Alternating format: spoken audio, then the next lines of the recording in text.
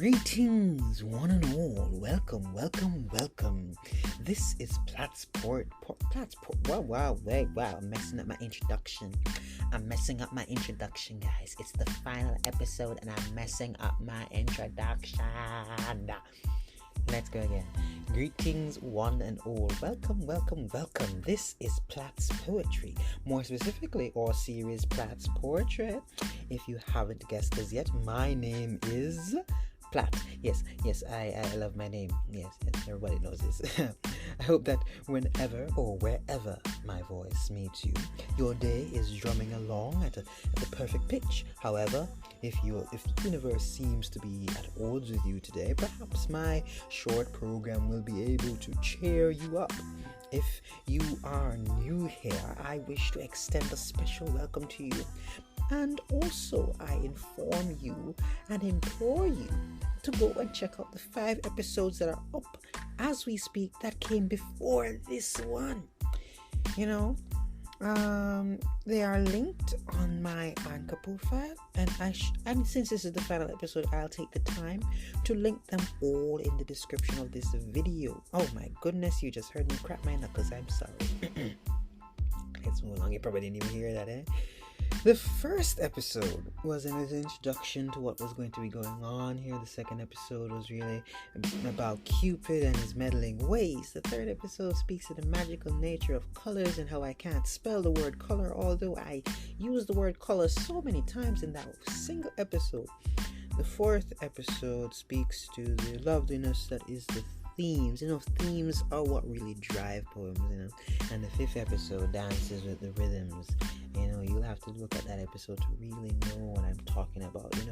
My eyes are swelling, so every now and then I'm closing my eyes and looking away from the script that I'm going to try my best to stick to, but it's going to be very challenging if my eyes are swelling every minute. I see the issue is that the place is rather hot, and I have to have off the fan in order to, not cause background noise. There's already enough background noise as it is, so let's just continue. As I mentioned before, I'm not done with the administrative badness. If you haven't already, please go and follow me over on Instagram at platt.s_poetry. The Guess Who game, the Guess Who challenge is still going. There are only 4 more poems left. I had to take a short break on it last week and focus on other matters of varying importance, and the prize. I want to give away a prize, but I'm going to make these last 4 poems extremely challenging, because I think that everyone should work for this, but remember, 30 likes and I give a hint. So what we're doing in today's episode, we are, this is the final episode, it's the end. I may choose to do another podcast series in the future if you guys want me to. However, for now, this is the finale. I always thought that the word finale was a bit weird growing up because it was spelled weird. I don't know why, but guys, remember from the previous episodes, I really don't. Letters are troubling. I can't do E's and A's and I's, and the word finale just looked utterly weird to me. And I thought it was supposed to be just final and then LY, but I don't know. Whatever. Anyways, we're gonna be going, and this book speaks to the alphabet. So, but alphabet A B C D E F G H I J K L M N O P Q R S T U V W, X, Y, and Z, 26 letters. Now I know my ABC, from base school. We chant that alphabet is where everything began. If you don't know the alphabet, you cannot write poems. That's what they say anyways. So before I move along, however, I must inform you that we're going to be doing 2 things differently this episode. I will not be putting any music outside of this introduction. I will not be putting any music in the background outside of the introduction, book details, and the end section. It was suggested by someone that I do the poetry sections without the use of any background music, and I'm going to take the suggestion and see what happens and see what you guys think. I do not mind it without the background music. I really thought that you guys would have preferred it with the background music, but if it is the case that it sounds better to you, then that's all that matters to me, because the job here is to entertain you. Anyway, all right, we're gonna and the second thing we're gonna be doing, we're gonna be answering a few questions from my Instagram followers and reading a surprise poem at the end.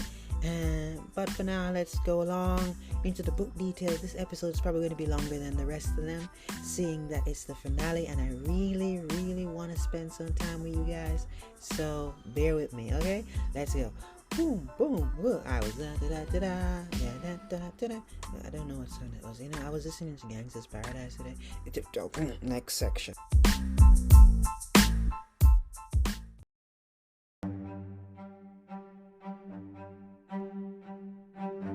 We're on the book detail section of this section of this book detail section of this section. Wow, I'm not even going to edit that out. That's going to stay. The book detail section of this section on the book. The letter is, yes, that's a very long introduction to this section, but yes, that is what this section is. And guys, I would like to talk about this book.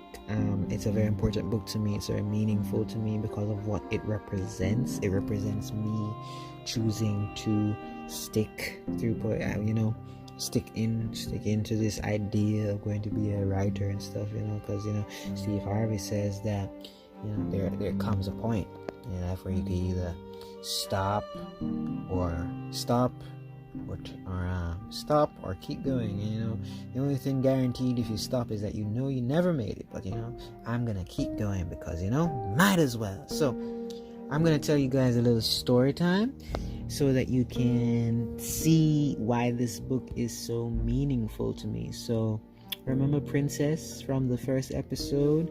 Well, January 2021 was approaching, and it would mark 1 year without Princess. In the last week of December, after Poetry Week, I ran out of things to write, and I didn't want to write about her, because it didn't seem right to keep writing about her a year later. That didn't seem very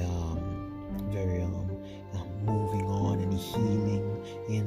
That doesn't seem right. So my brain and I and everybody else, we made the executive decision to simply not write about her, and if anything that we write starts leading us down the path of thinking about her, we would just scrap it and ignore it. But you see, the issue is Princess was my muse, and without a muse, writing became very difficult because I hadn't written without a muse in a significant period of time. So what happened next is so I couldn't write because I didn't know what to do, and she was my distraction basically. And since I wasn't distracted, couldn't write either, I was able to observe all the work I had done this year. The year 2020 locked up everybody inside, but I was busy writing. I didn't even notice. I just kept writing and writing and writing and writing. I think I did some form of literature every single day for 2020. There wasn't a day that went by I didn't pick up a piece of paper or write a little line or something. I probably didn't post poems every day, but I definitely did do a lot of writing in 2020, non-stop. So I decided to step back and observe all that I have accomplished. Now, when I was looking at my accomplishments for the year, I just there was a feeling of bitter joy, if you can describe it as bitter joy. I would just it was joy, but it wasn't it wasn't the joy you would expect. So my fifth book, it's a secret, which I'll link below. Lots of things will be in the description today. If I remember to link them, they will be there. So my fifth book, it's a secret, published over on Wattpad. It's completely free. 150 reads or 250 reads. It was just stuck there for a very long time. And Loki wanted to create secret accounts to go over there and just like the book myself so that I could travel reads, but I may or may not have done that. Anyway, the point is it was stuck. It was not getting any more reads. It was just a constant number for a very, very long time, and I only had like one person from Twitter, this lovely young lady. She reached out to me to talk about the book, albeit she was really arguing with me about the book because I was taking forever to upload chapters, and I was also killing off people and all sorts of things, and she just didn't like that. But she was arguing, but I really loved it because I loved it. That was the highlight of that was one of the highlights of 2020, really, her reaction to the book. Yeah. My friends would read it, my family would read it, but I wouldn't. But they were done reading, and now the reads were stuck there. So I thought that they would be enough to propel me into these random 1 million reads, but nope, stuck. And then I looked over on Instagram and Twitter, on social media, where I was trying to push my poetry. The poems aren't being received as I imagined. I'd post them and get a few likes to do the likes, but nobody came to no one came to the side to suggest things for improvement or ask what I meant by this and that line. Or if anyone came, it was very few people. I'm not saying that no one came. There were very few people, very good friends of mine, that said you can do this, you can do that, you can rhyme this with that, but not in the way I thought, right? But don't get me wrong, I was happy. I was very happy. I didn't think that I'd even get one person to read my book, let alone so many people to read my book. And if you look at, and now I'm ecstatic because I have 1,000 plus people read my book now, and I'm very happy. So what was I saying? I really, at the end of 2020, after all the work I had put in, I was feeling like a failure in the terms of writing, because I'm a lover of math and science, but I hypothesized that if I were to do X amount of work, I'd get Y amount of response by the end of the year. So I put X amount of work in, but I wasn't getting Y, and I was just sitting there like, what is this? This logically means that this experiment was a failure. What? I failed. Clearly now something else needs to be done. Now, in hindsight, as a scientist, I should have looked at the methodology and changed it, as I did in the future. But in my present moment, emotional and stuff, I was like, well, this didn't work out, let's quit. And so my brain is the pessimistic side of me. Now he's like, let's get this over with. You fail, let's move along. Writing is not for us. Let's focus on school, because school is tangible. We see results in school, and we like results. If there are no results in writing, why bother? And then my heart, and I'm like, there are results in school, but we're just not there are results in this writing thing. It's just not coming as fast as we'd like them to come. And everyone's like, they were all arguing back and forth, and then finally we came to an agreement that we would just step back and not make any rash decisions, so and just step back. And when we stepped back, we said, all right, let's try this again with a new plan. Let's change the methodology. Let's not say that our hypothesis was wrong. Let's just say that our method was flawed. So we need a new method now. So my brain and my heart are never agreeing with each other. So my heart and the spirit were determined to get me on their side so that I could realize my dreams, or dreams of being a writer, right? And really, that's what they did. They got me on their side. I agreed with them to try this new method and let's see what they're going to do. But they had no method, and I just said, okay, I argue with the brain, I convinced the brain that we can try this again, but you have nothing, not even a step one. And they were like, the first step to any new plan is to get motivated, because really I wasn't motivated anymore, because I had no muse to write about. There was no inspiration there. I was just sitting there like, oh, whatever, I'm just gonna quit poetry, That was really me at that point. So that you need to watch some motivational videos. So we ran over to YouTube and searched up motivational speeches in that little search bar and clicked on the first episode we saw. Now, I watched about like 20 to 30 motivational videos. I had them in the background listening.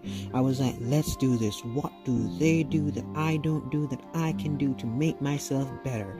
So Les Brown said I have to be hungry, and I was like, well, I am hungry. Any opportunity that comes to me, I am ready for it. Alan Watts said you have to let go of the illusion of control. I can't really do that. I'm a control freak. I just gonna toss that aside. Gentleman said to embrace the present and all your problems will vanish away.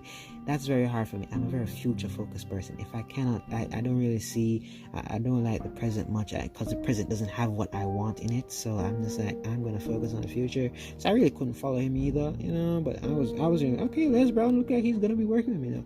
A woman said that life isn't supposed to be a straight line. I knew life wasn't supposed to be a straight line. I don't need somebody else to be like, oh, let's let life isn't supposed to be straight line. So I was like, okay, this is not working. These are not being very motivational. But then I bucked up onto Steve Harvey. Steve Harvey, excellent man, and he said many things that resonated to me. Many different things, many scriptures, many speeches, many different motivations. You are not you because you ask not in some things. But what really, this was what he said. One of the things he said that really resonated with me, that wasn't even a part of his main thing, was that you are right. You if you want to be a writer, then you write.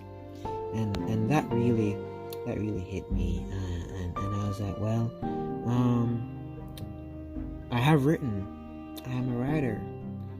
And my dream is to be a writer. So technically I have achieved my dream, because I have written 5 books and little less than 250 poems.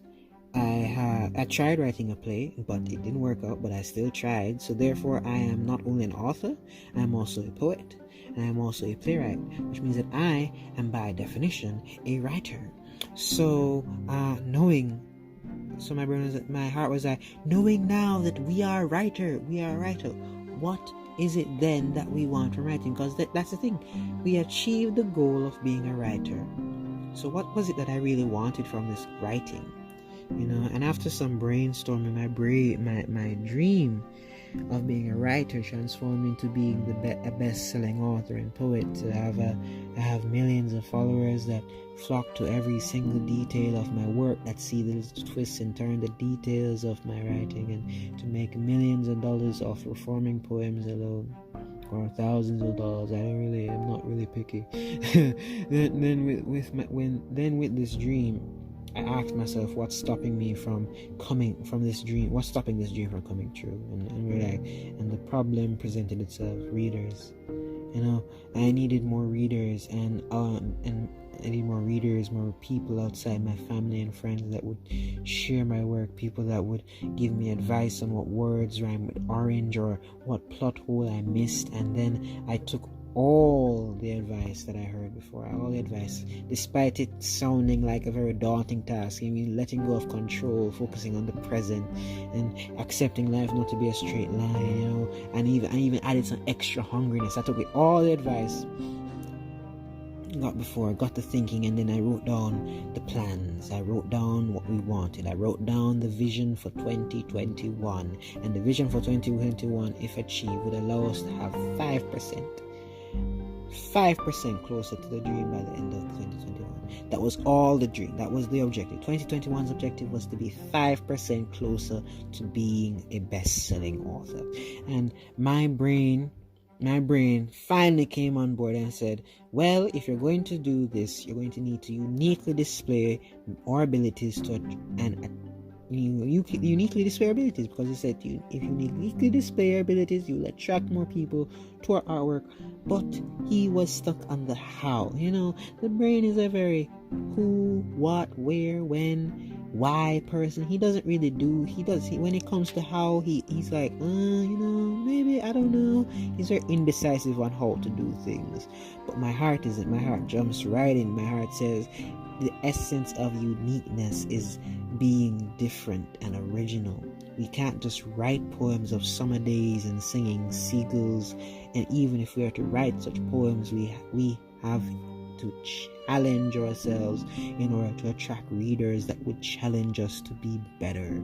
And my spirit said, why not do some interactive poetic challenges? I agreed with all of them. And the four of us were like, well, let's write a poem. We have written a plan, we've done it, let's actually execute now. And we sat down, we wrote and wrote and wrote, and the poem flowed perfectly and easily, but we were clueless as to what it was. Clueless. We just analyzed the poem over again, and it was like, it had lots of F words. Okay, lots of F words. And so that just meant that the majority of the words began with letter F. That's nothing special, but then it reminded my brain of the game ABC, fast or slow. In this game, you'd ask someone if you should say your ABCs fast or slow. They would say slow or fast, then you'd start, and then they'd tell you to stop. And then whatever letter you landed on, you had to give 5 different things that started with that letter, but it was in categories of boy, girl, animal, place, and things. So it's like, I would start, you stop me, and I stopped at the letter C. I'd be like Catherine. Card. Canada would be a place. A camel would be an animal, and a thing would be a can. Did I miss anything? I don't think so. Didn't miss anything. So that was, and they were like, alphabet challenge. The alphabet challenge. 26 poems, one for each of the alphabet, and try our best to make sense of it. The challenge was clearly successful, and through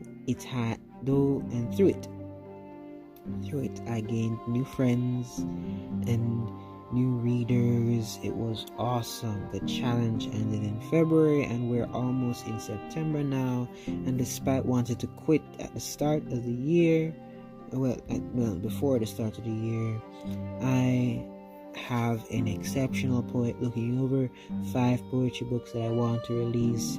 I'm talking to you on a podcast I'd never have done if I'd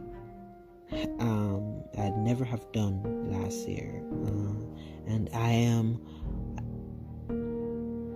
almost 5% there with my dream, So that's why this book is so meaningful to me, and that was just the story behind the book, not the poems within it. This episode is going to be long. This section alone looks like it's going to be going to 20 minutes, and usual episode length is 25 minutes. I apologize, but I hope you stick with me all the way. Here's some information on the poems themselves. The challenge was designed by me to force me into out of my comfort zone, especially in relation to words and phrases I'd use in my literature. The rules are simple. Pick a letter from the alphabet, A to Z, that alphabet. The poem must be saturated with words that begin with the letter you've chosen. The poem cannot be of any style, type, or meter, as short as you wish or as long as you wish, keeping in mind rule number 2 at all times. Alright? I'll give an example, but I've chatted enough. I've talked enough.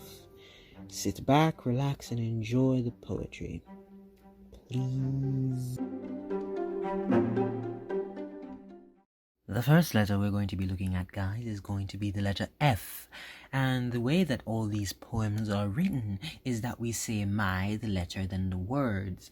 So really, the title of this poem is My F Words. And I know the way that sounds, but I do not actually use the F word in this poem, So This poem was written on December 29th, 2020. It is the very first poem of this book. It is the poem that birthed this book, and might I add, therefore, the poem that birthed all the poems of 2021.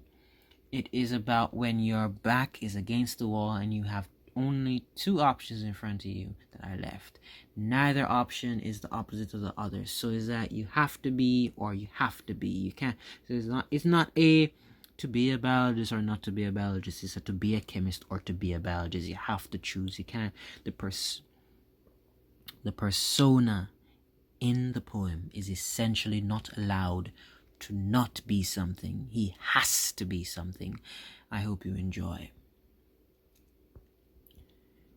To let thoughts flutter frantically forward to another air without fixed filters, or to waste borrowed time on things like fallacious flavor, foolish fraudulent notions of love and facade-filled flirtations, or to safely hide inside fear-filled bubbles of fake bliss, to fall freely into the flying golden tip of a foolish fat child's arrow, forcing fortune to call upon her husband fate and tempt him to leave you in a frustrated state, or walk with faith in that one fortunate day the fraudulent, philandering, self-proclaimed kings and queens of society fall into disgrace, and karma finally smiles favorably on your famished face, or to weep forevermore, while the undeserving are encored, to suffer a life of fame, to later be disdained by so-called fans and that found someone new, or to plunge oneself into their own flames of failure to meet goals far beyond their current ability, or to live a fairy tale fantasy where it is mas que facile to be fulfilled, to be or not to be. My favorite phrase indeed, but sometimes when flushed against walls of your own dying flesh, when trying not to flush yourself away in the memories of a fall that long since faded away, one must accept that not is no longer allowed, and to survive the forecasted strife of life, it is to be or to be. If we wish to avoid the hearse's sound flooding all around with a sadness beyond profound, it is to be or to be. Does my voice sound okay, guys? I hope my voice sounds okay. It's feeling a bit strained at the moment, and I don't know if it's if that's projecting onto the recording, but I'm gonna try and see.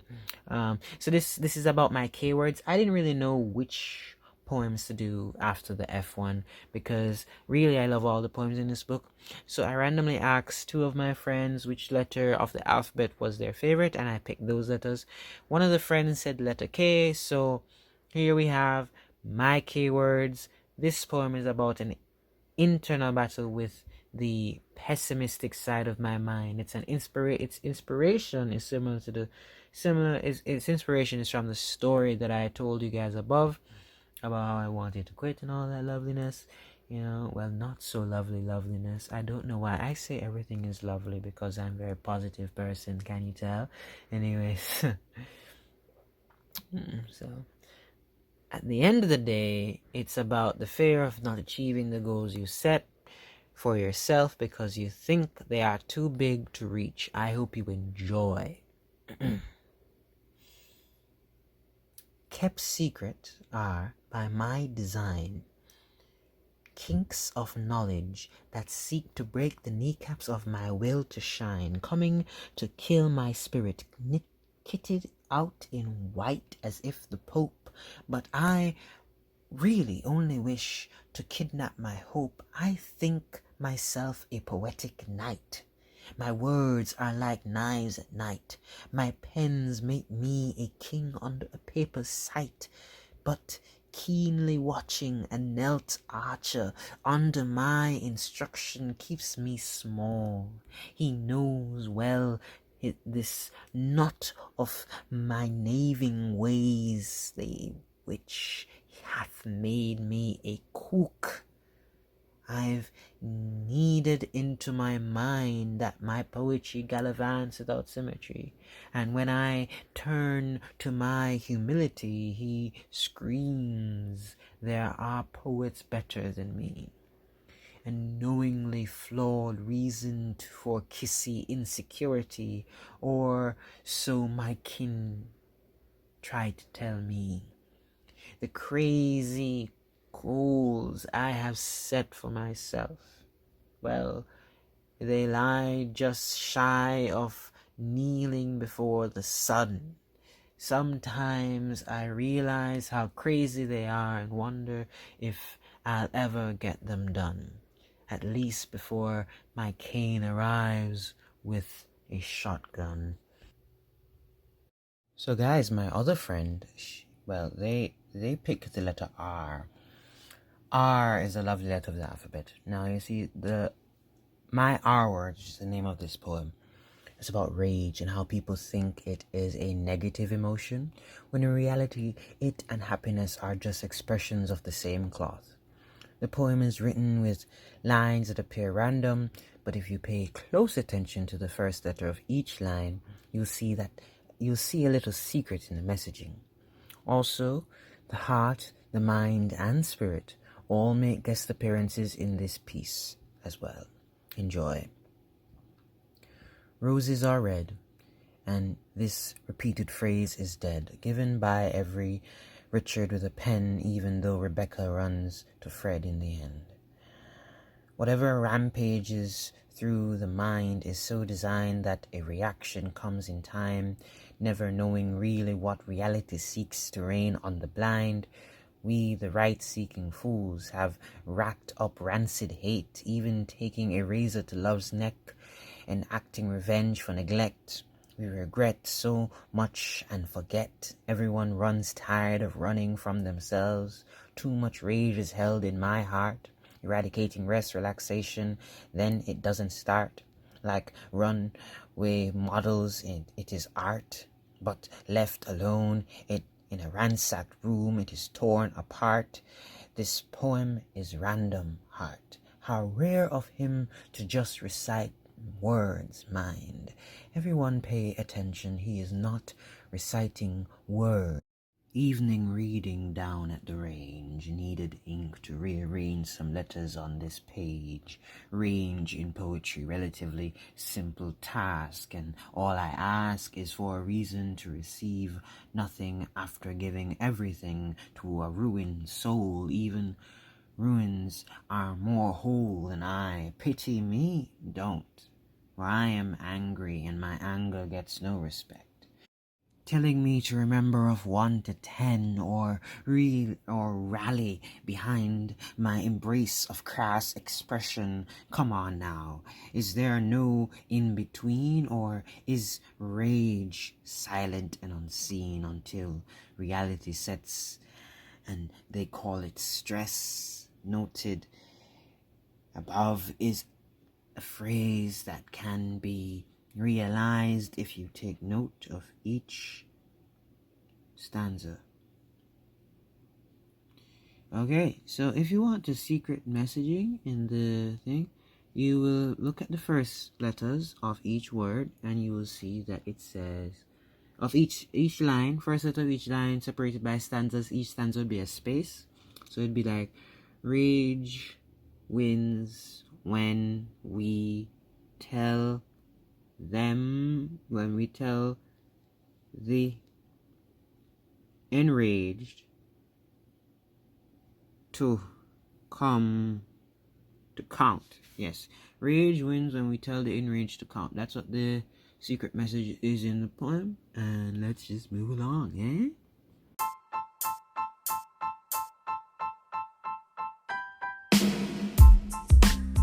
And we're at the end, section, guys. Yes. Why did my voice go so high? Anyways, are you guys? Was this episode good, guys? I gave you a little story time. This episode is a bit long. I don't know how long the episode is, but I'm very happy that you made it to this far. Very happy. Thank you for making it this far in the process, in the episode. I'm really happy, really grateful for you. Thank you.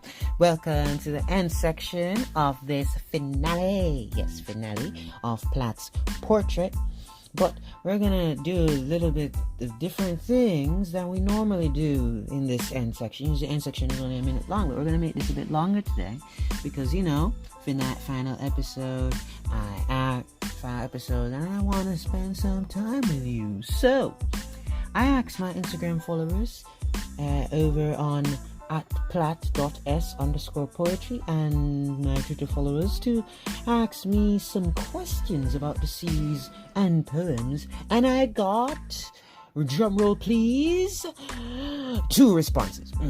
Yes, 2 responses. 2 more than 0, so that's a win. I'll take it. So the first question comes from my good friend and classmate Tyreek @Tyreek_art_. He asks, will I ever make an explicit poem? Now, well, if you go over to our good friend, the Google Dictionary, the word explicit means stated clearly, used in detail, leaving no room for confusion or doubt. This question in itself is not very explicit at all. However, if it is in the manner I believe he means, then the answer would be I already have written such a poem. Then you guys should go and check out Tyreek's art. He does exceptional drawings, paintings, and sometimes tiny Joker sculptures. I also 100% recommend his YouTube channel, Tyreek_art_, where he showcases the process of creating his pieces. He recently did a drawing of Spider-Man after being inspired by the new Spider-Man No Way Home trailer. Isn't that lovely? The other question, the most lovely question, the other question comes from, me, because I'm my biggest fan and I gave my own question. Yes. So @Platt @p_l.a_t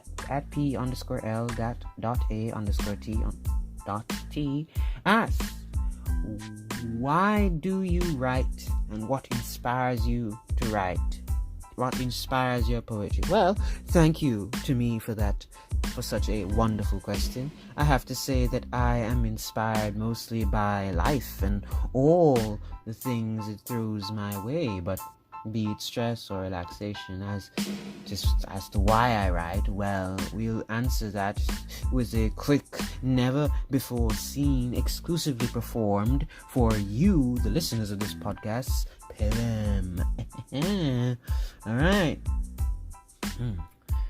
Creating frees me from reality's rigidity. Art places me in a well of tranquility where there is only me and the world I am creating from the thoughts of my cluttered mind. Only in this well of mine can spiraling strings of emotion be aligned, and I, as designed, lay well.